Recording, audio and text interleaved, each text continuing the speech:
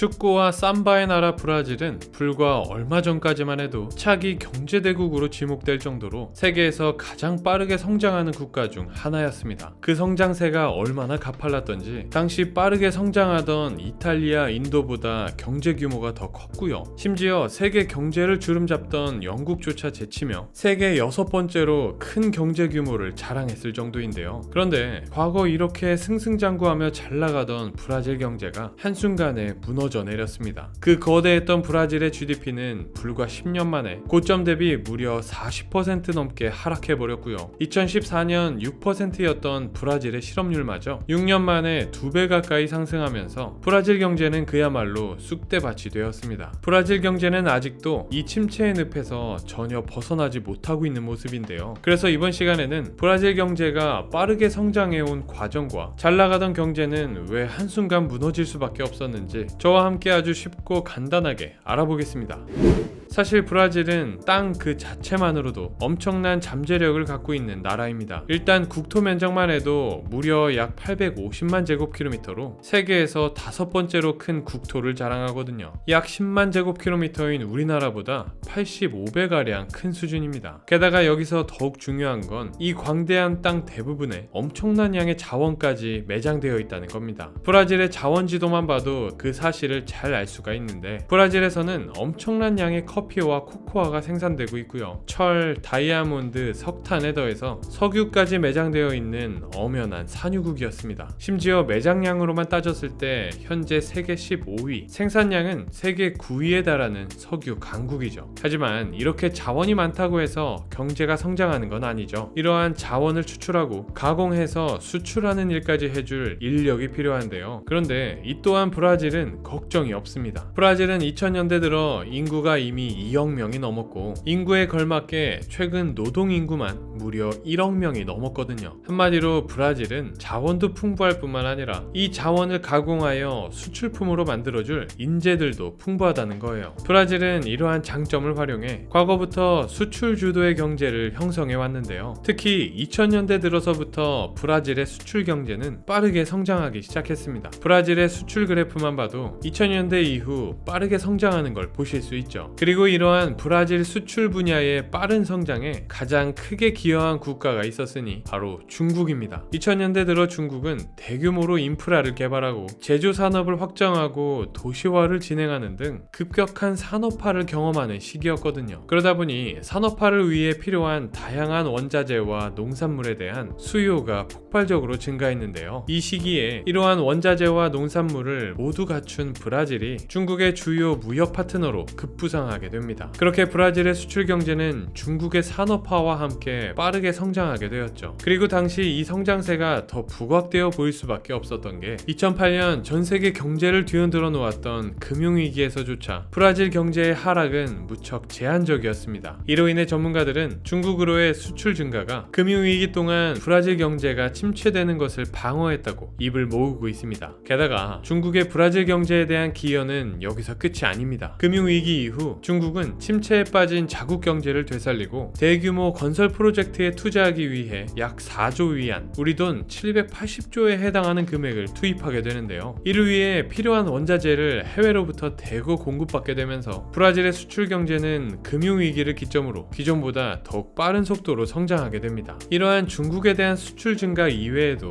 브라질의 기본적이고 보수적인 금융 또한 브라질이 금융위기 타격을 적게 받은 요인으로 언급되고 있습니다. 예를 들어 금융이 고도로 발달한 미국의 경우 기본적인 금융상품뿐만 아니라 그 구조가 복잡한 파생상품도 무척 발달했죠. 그리고 이 복잡한 파생상품들이 결국 전 세계를 강타한 금융위기의 원인이 되고 말았죠. 하지만 브라질은 달랐습니다. 브라질의 금융 시스템은 무척 보수적이고 기본적입니다. 고위험의 금융상품이 거의 없었고 복잡한 파생상품 시장이 발달하지 않았죠. 그러다 보니 파생상품으로부터 비롯된 금융위기와 그 여파로부터 상대적으로 자유로울 수 있었다는 겁니다. 이는 데이터를 통해서도 잘 나타나는데 금융위기로 경제가 크게 흔들렸던 다른 선진국들과 달리 브라질의 경제는 아주 미미한 하락에 그친 것을 볼 수 있죠. 그 이후 브라질의 경제는 마치 날개를 단 듯 아주 가파르게 성장하게 됩니다. 그런데 항상 성장만 계속되는 경제는 없죠. 끝없이 승승장구할 것만 같던 브라질 경제도 한풀 꺾이며 하락하는 모습을 보이기 시작합니다. 게다가 그 하락폭도 엄청나는데 브라질의 GDP는 불과 10년 만에 무려 40% 이상 하락했고요. 실업률 증가뿐만 아니라 산업 생산도 감소하는 등 브라질 경제는 걷잡을 수 없이 추락하게 되었는데요. 전문가들은 이러한 브라질 경제 침체의 원인으로 여러 가지를 꼽고 있는데 먼저 살펴볼 건 급격한 원자재 가격 하락입니다. 앞서 살펴보신 것처럼 브라질은 풍부한 원자재를 수출하는 일로 먹고 살았던 나라죠. 그러다 보니 브라질 경제 자체는 원자재에 대한 의존도가 높을 수밖에 없었습니다. 그런데 이렇게 원자재에 대한 의존도가 높다는 걸 바꿔 말하면 브라질 경제가 원자재 가격 변동에 취약하다는 말도 됩니다. 그리고 이러한 취약성은 2014년 전 세계적인 원자재 가격 하락에서 아주 잘 드러났는데 당시 전 세계적인 원자재 공급 과잉과 수요 감소로 원자재 가격은 급격한 하락을 경험합니다. 이로 인해 원자재 수출을 주력으로 삼던 국가들, 특히 브라질의 경우 큰 타격을 피할 수 없었죠. 2014년 이후 브라질의 GDP를 보면 급격하게 하락하고 있는 걸 볼 수 있는데요. 빠르게 성장하던 브라질 경제는 원자재 가격 변동으로 인해 그 기세가 확 꺾이게 되었죠. 그리고 이렇게 브라질의 원자재 수출에 지장이 생기자 브라질 수출과 관련하여 새롭게 드러난 문제가 있었는데요. 바로 브라질 원자재의 복잡한 수출 경로입니다. 당시 전 세계에 원자재를 수출하던 건 브라질뿐만이 아니었습니다. 캐나다, 호주, 러시아 등 자원이 풍부한 나라들은 백기를 통해 중국과 일본 그리고 한국과 같은 아시아 국가들의 원자재를 공급하고 있었거든요. 하지만 이렇게 똑같이 아시아에 수출한다고 하더라도 브라질은 이들 국가보다 비용적인 면에서 더 불리했습니다. 일단 브라질은 아시아로의 직접적인 해로가 없습니다. 보통 캐나다나 호주, 러시아의 경우에는 지리적으로 아시아와 무척 가깝기도 하고 태평양을 지나 곧바로 아시아로 향할 수 있죠. 하지만 브라질의 경우는 다릅니다. 영상의 지도에서도 보실 수 있겠지만 브라질이 아시아 국가들로 향하기 위해서는 아프리카 최남단인 드레이크 해협을 지나 여러 대륙을 거쳐 멀리 돌아가야 하는 상황입니다. 특히나 드레이크 해협의 경우 극악의 기상 조건으로 인해 전 세계적으로 가장 항해가 어려운 해역으로 알려져 있거든요. 여기에 긴 항로까지 겹치면서 브라질은 원자재 수출을 위해 다른 나라보다 더 많은 운송 비용을 부담해야만 합니다. 물론 원자재 가격이 높고 마진이 높을 때에는 이러한 높은 운송 비용은 크게 문제될 것이 없습니다. 하지만 원자재 가격이 한없이 떨어지는 시기에는 이러한 운송 비용은 경제적으로 큰 부담이고 위협일 수밖에 없죠. 여기에 더해서 브라질의 광대한 땅덩이 또한 다른 국가들에 비해 운송 비용에 전혀 도움이 되지 않습니다. 호주, 캐나다, 러시아와 같은 국가들은 국토 대부분이 사막이나 추운 툰드라 지역으로 이루어져 있죠. 하지만 겉보기에 험악해 보이는 이 지형들이 오히려 운송에는 더 유리한 점이 있습니다. 딱히 앞을 가로막는 것이 없기 때문에 운송에 어려움이 없거든요. 그렇다면 브라질은 어떨까요? 브라질은 국토 대부분이 아마존 열대우림과 같은 울창한 숲으로 이루어져 있습니다. 그러다 보니 추출한 자원을 운반하는 것 자체에 큰 어려움이 따르는데요. 길을 내기 위해서는 수많은 나무를 벌채해야 할 텐데 자연보호 움직임이 커지는 요즘 이는 전 세계적인 반발을 불러일으킬 수 있습니다. 그러다 보니 브라질은 해로뿐만 아니라 내부적으로도 참 먼 길을 돌아가고 있고 이는 그대로 운송비용 증가로 이어지고 있죠. 그런데 이러한 원자재 가격 하락과 복잡한 운송 경로 문제 외에도 사실 브라질의 경제에는 조금 더 복잡하고 근본적인 문제가 하나 있습니다. 바로 부패 문제인데요. 국제투명성기구에서 조사한 결과에 의하면 브라질의 부패지수 순위는 180개국 중 104위입니다. 이는 오랜 기간 독재 통치를 겪은 알바니아나 아프리카 국가들보다도 낮은 수준이죠. 그러다 보니 브라질의 부패 문제는 워낙 전 세계적으로 잘 알려져 있고 부패와 관련하여 많은 사건이 있기도 했는데요. 그 중에서도 가장 대표적인 사건을 꼽으라면 브라질 국영 석유 회사인 페트로브라스의 전 임원인 네스토르 세베로가 자금 세탁 관련 혐의로 체포된 사건입니다. 처음에는 모두들 이 체포가 그저 간단한 사건으로 종결될 것이고 다음 날이면 세베로가 풀려날 걸로 생각했습니다. 왜냐하면 브라질에서 재벌가나 고위층의 경우에는 뇌물을 통해 쉽사리 빠져나올 수가 있었거든요. 이번에도 그럴 줄 알았죠. 그런데 전혀 예상치 못한 이상한 일이 벌어지기 시작했습니다. 조사를 하다 보니까 이 세베로가 훨씬 더 큰 부패 스캔들의 주요 인물임을 발견하게 되었거든요. 알고 보니 세베로는 페트로브라스 국제사업부 책임자로 근무하던 시절 해외 유전 개발 및 계약과 관련한 결정권자였는데요. 세베로는 이 과정에서 브라질 주요 건설업체들로부터 뇌물을 받고 그 대가로 페트로브라스와 유리한 계약을 체결할 수 있도록 계약을 조정한 것으로 밝혀졌습니다. 게다가 이 세베로의 부패 과정에서 수많은 정치인이 관련되어 있다는 사실까지 드러나게 되면서 브라질 사회는 그야말로 아수라장이 되어버렸죠. 아주 정확하진 않지만 이 당시 브라질 경찰의 조사 결과에 의하면 이 부패 사건과 관련한 금액만 무려 수십억 달러에 달했다고 합니다. 국영기업, 국회의원들이었던 만큼 국민들의 피 같은 세금이 부패에 사용되었다고 볼 수 있는 거죠. 이 사건 외에도 브라질에서는 끊임없이 부패 사건이 벌어지고 있습니다. 과거 상파울루 주 산업혁명에 의하면 2013년도 한 해에만 최대 531억 달러, 우리 돈 약 70조에 달하는 금액이 부패 자금으로 사용되었다고 발표했을 정도죠. 결과적으로 이렇게 매일같이 터져나오는 브라질의 부패 사건은 국내 경제의 안정성뿐만 아니라 국제사회에서 브라질의 위상과 신뢰도까지 저하시키고 있는 상황입니다. 그리고 이는 브라질에 대한 투자 감소로 이어지면서 브라질의 경제를 크게 위협하고 있죠.